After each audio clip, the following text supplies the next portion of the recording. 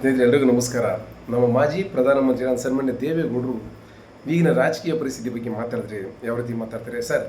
ಇವಾಗ ಮೊನ್ನೆ ಎಲೆಕ್ಷನಲ್ಲಿ ಈ ಚುನಾವಣೆ ನಡೆದಿದ್ದಾರೆ, ಇದ್ರ ಬಗ್ಗೆ ತಾವೇನು ಹೇಳ್ತೀರಾ ಅಂದಾಗ ಅವರು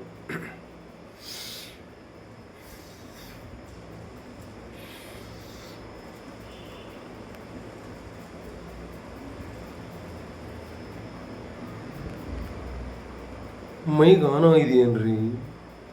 ಅಯ್ಯೋ ರಾಮ, ನಾನು ಯಾಕೆ ಸ್ವಾಮಿ ಸುಳ್ಳು ಹೇಳಿ?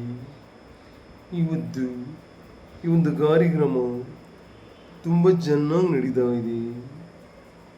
ಈ ದೇವೇಗೌಡ ಹುಟ್ಟು ಹೋರಾಟಗಾರರಿ, ನಮ್ಮ ರೈತರಿಗೆ ಅನ್ಯಾಯ ಆದರೆ ಈ ದೇವೇಗೌಡ ನಿದ್ದೆ ಮಾಡಲ್ಲ. ಮೈಂಡೇ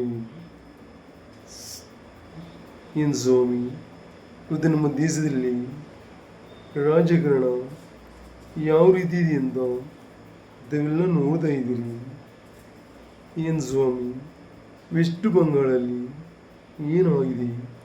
ಇವತ್ತು ಅಲ್ಲಿ ನಮ್ಮ BJP ಸರ್ಕಾರ ಅಧಿಕಾರಕ್ಕೆ ಬಂದಿದೆ. ಅಷ್ಟೇ ಯಾಕೆ ಸ್ವಾಮಿ, ಅಸ್ಸಾಮಲ್ಲಿ, ಪಾಂಡಿಚೇರಿಯಲ್ಲಿ ನಮ್ಮ BJP ಮಿತ್ರ ಸರ್ಕಾರ ಬಂದಿದೆ. ಮುಂದಿನ ದಿನಗಳಲ್ಲಿ ಕರ್ನಾಟಕದಲ್ಲಿ ನಮ್ಮದೇ ಸರ್ಕಾರ, BJP JDS ಸಮ್ಮಿಶ್ರ ಸರ್ಕಾರ ಬರುವುದರಲ್ಲಿ ಯಾವುದೇ ಅನುಮಾನ ಬೇಡ. ಈ ದೇವೇಗೌಡ ಒಂದು ಸಾರಿ ಹೇಳಿದರೆ ಅದು ಯಾವುದೇ ಕಾರಣಕ್ಕೂ ಸುಳ್ಳಾಗಲ್ಲ ರೀ. ಈ ಮಣ್ಣಿನ ಮಗ ಏನು ಹೇಳ್ತೀನಿ ಅದೇ ನಡೆಯುತ್ತೆ.